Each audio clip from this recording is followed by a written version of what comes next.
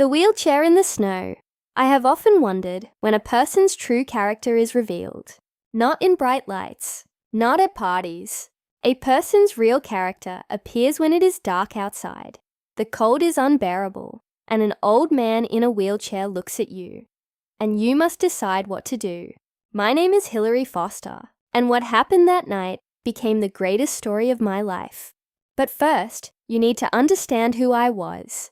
I was a chef. I spent 12 years burning my hands in kitchens, 4 years working as a sous chef at a farm-to-table restaurant. The February I'm talking about was the first time the owner called me simply chef. My name was written on the chalkboard. I had my own line, my own menu. Nobody handed it to me. I worked double shifts. I got burned. I lived alone in a tiny studio apartment, and I was proud of that life. There was one person who was truly proud of me, my grandfather, Walter Foster. People called him Walt, only the people he liked. And inside his own house, he didn't seem to like many people anymore. 3 years earlier, he had suffered a stroke. After that, he moved into my parents' house, into a room that used to be a study. His right leg no longer worked, but his hands still did. They never stopped moving. There was always a piece of wood in them, always shaping something. I called him every Sunday. Every 2 weeks, I brought him soup. I sat with him, talked with him, made his braza, the same braza he had taught my grandmother back in 1981. My parents talked about him the way people talk about a broken pipe. Expensive, annoying, a problem that never ends. My mother, Linda, complained about how much money his care cost. My father, Russell, barely said anything at all. He just left the room whenever Grandpa came up. I never understood it. How could someone raise you, feed you, build your life, and then you look at him like an unpaid bill? There had to be a reason. There was, but I didn't learn it until decades later. The invitation came in December, by phone. My mother called and spoke the way she always did, direct and cold. Christmas dinner, 7 o'clock. And Hilary, please don't let Grandpa turn it into a production. I was in the kitchen, chopping onions while she talked. She said relatives were coming, the Putts and the Andersons. The house had to look nice. Then she said, the wheelchair made the dining room feel like a hospital. She suggested, maybe Grandpa should eat earlier, in his room. Before the guests arrived, I held the phone against my shoulder and kept chopping. If I stopped, I would have said something impossible to take back. Then my sister Brooke came on the line, 29 years old and never ashamed of anything she said. Within 4 minutes, she described the watch our parents bought her for Christmas. Then she laughed and said, maybe we should just leave the old man at home so everyone could actually enjoy themselves. I told her I would bring him myself. There was silence on the line. I said I would handle the chair, his food, everything. Nobody else would need to do anything. What I didn't say was this. I had already decided this would be his last Christmas in that house, and it would be a good one. I bought him a new flannel shirt and pressed it myself. I should have listened to the warning hidden in their silence. I heard it. I just believed nobody would truly mistreat an old man on Christmas. I was wrong. We arrived at 6:40. The first problem appeared at the front door. There was no place for him at the table. 12 people sat around a table built for 10. When I started rolling Walt toward the empty spot near the head of the table, my father stepped in front of us. He looked at the wheelchair like it had ruined his life. That thing is an eyesore, he said loudly. Then he personally wheeled Walt into the corner near the sideboard, the worst spot in the room, where the wheel kept hitting the floor register. Tick, tick, tick. Walt said nothing. He folded his hands and looked around the room with that same calm expression. Dinner arrived. Fine china, prime rib, every dish perfect. My mother served everyone except Walt. When I asked where his plate was, she waved toward the kitchen. There are leftovers from lunch, she said. He can eat those. Cold ham. A piece of bread. That morning I had made his braza. Slow-cooked pork shoulder in red sauce. 5 hours of work. I brought it in a covered dish, hoping to place it on the table. My mother left it untouched on the kitchen counter. Brooke laughed at something on her phone. Uncle Putt talked about cruises. And from the head of the table, my father looked at Walt and said the sentence I will remember until the day I die. There's no place for you at this table. The room went silent for half a second. Walt smiled faintly and replied so quietly, only the nearest people heard him. You sat at my table many times. My father's face turned white. He lowered the carving knife carefully. At the time, I didn't understand why one sentence about a table hit him like a slap. Later, I understood everything. I know people will say I should have stayed quiet, but I watched a 78-year-old man eating cold ham on a paper towel while his family passed gravy over his head. Something inside me stood up before my body did. I spoke calmly. No screaming, no drama. This is your father, I said, and you're feeding him leftovers in the corner. The entire table froze. My mother hissed, "Lower your voice." So I lowered it and said, "There are 12 people in this room, and not one of you will give him a chair." My father walked around the table. At first I thought he wanted to pull me aside. Instead, his hand rose and struck me across the face. My head snapped sideways. My ears rang. 12 adults stared at their plates. Brooke covered her mouth. In the corner, Walt struggled to stand. His hands shook violently as his body fought against the leg that no longer worked. I crossed the room and held his shoulder before he could fall. My cheek burned. My voice did not. I looked directly at my father and said, "You hit me because I asked you to act human." He straightened his sleeves and repeated the same sentence, slowly, like he was teaching house rules. "There's no place for you at this table either." That was the moment I realized this had never been about chairs. It was about who counted as family. And both of us had just been told we didn't. Walt squeezed my hand once, calmly, almost peacefully. He wasn't surprised. That was the frightening part. My mother opened the front door. December darkness and freezing air poured inside like a verdict. "Get out," she said. "Both of you." She didn't shout. She used the same tone people use when canceling a subscription. "We can't carry dead weight forever." The words landed on both of us. For the first time all night, I saw Walt flinch. I wish I could tell you I gave some grand speech. I didn't. I simply turned the wheelchair. But there is one thing I want you to understand, because it matters. I was not thrown out. I had already turned toward the door before they forced me. "If he goes," I said, "I go too." And I meant it as my own decision, not a punishment. Uncle Putt stared at the carpet. Uncle Dale opened his mouth, then reached for wine instead. 12 adults watched an old man in a wheelchair leave in 9-degree weather. The loudest sound in the room was that damaged wheel. Tick, tick, tick. My father followed us outside, not to help, to make sure we actually left. Behind us, the dining room glowed warm and yellow. Steam rose from the prime rib. My untouched braza sat cooling on the counter. The door slammed shut, the deadbolt locked, and suddenly, it was just 2 people, a wheelchair, and a frozen lawn. Walt's breath turned white beneath the porch light. The wheel slowly stopped moving. I should have been terrified. Instead, I felt strangely clear. I've always handled disasters better than quiet cruelty. I wrapped my coat over his knees and started pushing. The driveway hadn't been salted. The wheels jammed against a ridge of snow. The chair tilted sideways toward a snowbank near the mailbox. I caught it before he tipped over. His sleeve got soaked. His fingers were already turning red with cold. The broken wheel no longer clicked. It dragged.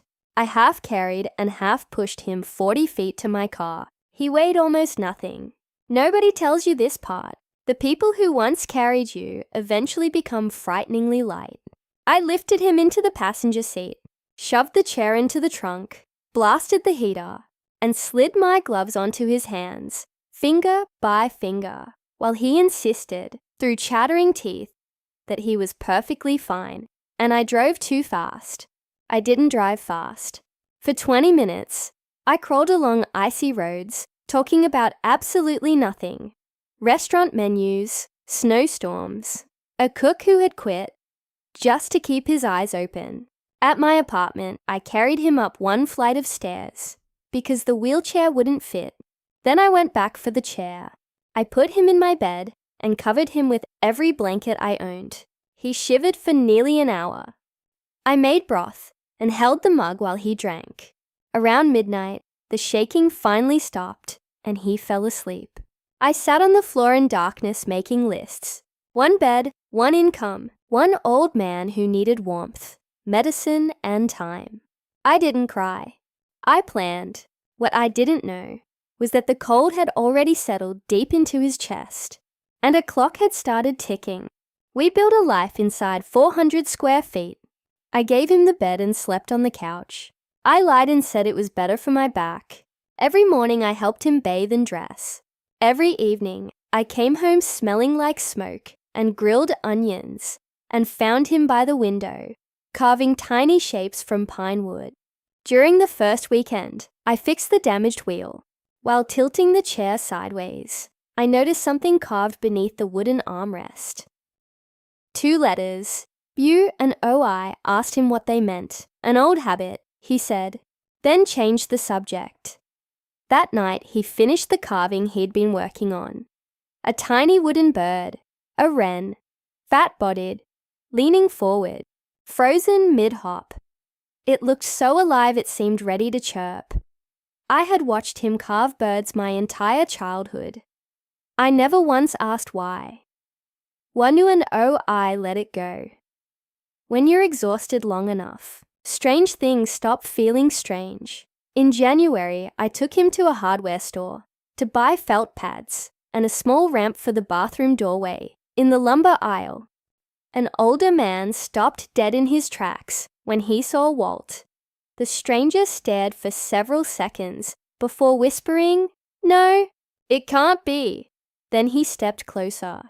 "You look exactly like a man I worked for my entire life," he said. "Best in the business." Then he walked away. Walt smiled casually. People say I have one of those faces, but he avoided my eyes, and Walt always met my eyes. Inside the car, I kept glancing sideways at him. This fragile old man in the passenger seat had just stopped a stranger in the middle of a lumber aisle. Best in the business at what? I let it go, but the question stayed. Some questions wait for you once they've been seen. The second week of February, the cold returned. Walt's body started giving up excuses. First came the cough, the kind you tell yourself is nothing. By the 3rd day there was blood. He slept more, ate less. The untouched jar of braza remained in the fridge. I recognized the shape of it immediately. I had watched my grandmother die the same way. I cancelled 2 shifts and stayed home beside him. He insisted he was fine, said he'd survived colder winters, but his color was wrong, gray. When he reached for a glass, his fingers stopped an inch short. The night the fever spiked, I stopped arguing with myself and called an ambulance. While we waited, I packed his new flannel shirt, his medication, my coat, his glasses, the tiny wooden wren, and the cream-colored envelope marked Crane and Holloway, 2 things that didn't belong in a hospital bag, because some part of me already knew we might not return. Together, the paramedics lifted him onto the stretcher.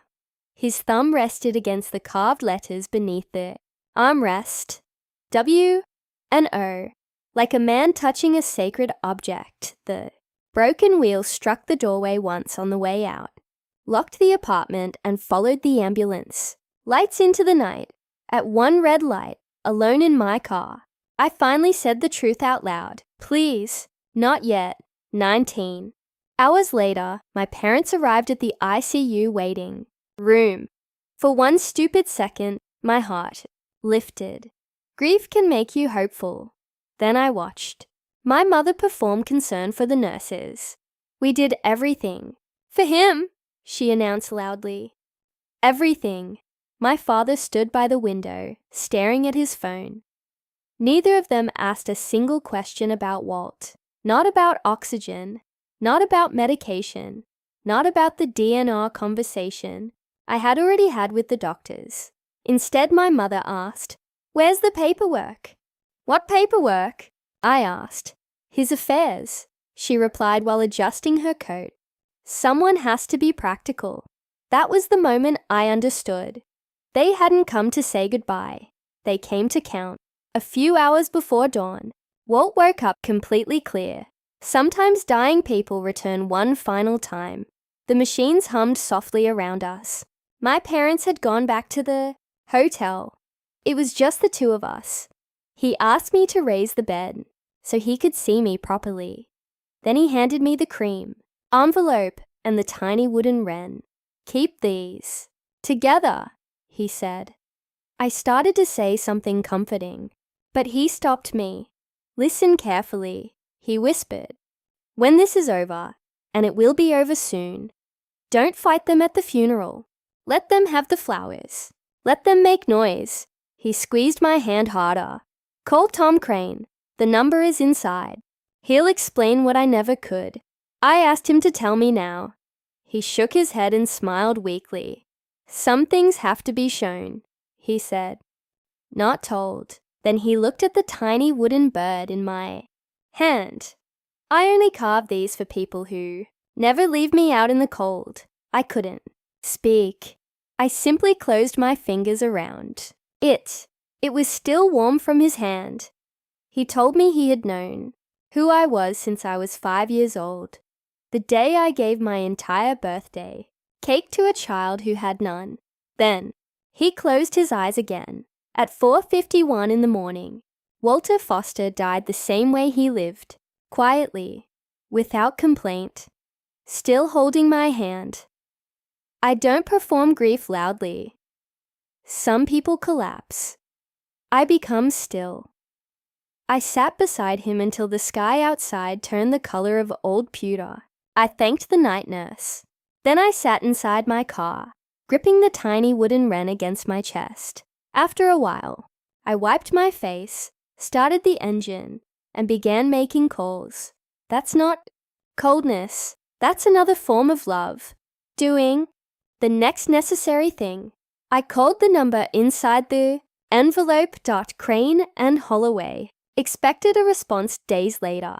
Tom Crane called back. Within 40 minutes, his voice sounded alert, careful, like a man who had waited years for exactly this. "Call. There's a great deal to discuss," he said. And not over the phone. Then he said something that made my skin go cold.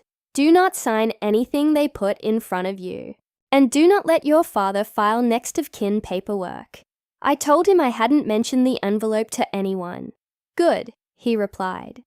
"Keep it that way for 9 more days." After the call ended, I stood alone in my kitchen, staring at the cream-colored envelope. And for the first time, I allowed myself to think the thought I had been avoiding for weeks. Whatever Ashford Mill was, whatever my grandfather truly had been, my family wanted it desperately, enough to throw 2 people into the snow, and they still had no idea what they had thrown away. The reading took place on the 31st floor of a glass tower. The entire floor belonged to Crane and Holloway. That alone told me my grandfather had not been who I thought he was. The receptionist recognized me instantly. An associate guided me through hallways lined with photographs of furniture, beautiful tables, cabinets, carved wooden chairs. Then I stopped cold. One framed logo showed a small wooden bird, a wren. Beneath it were 2 words, Wren and Oak W and O. My hand instinctively closed around the tiny carving in my pocket. The ground beneath my life shifted. The conference room was already full. My parents sat at one end of the table, dressed in expensive clothes. My father tapped his fingers impatiently. My mother held her chin high. Brooke filmed the skyline through the window on her phone. At the far end sat Gerald Voss, my father's former business partner, and beside him sat an older man in rolled-up sleeves next to an empty wheelchair. The damaged wheel had been repaired perfectly, Tom. Crane looked at me once and nodded. Then he began. Never raised his voice. He didn't need to. 27 years earlier, while recovering from a cardiac event, Walter Foster's signature had been forged on legal documents, power of attorney, share, transfers, ownership of a furniture company called Foster & Sons.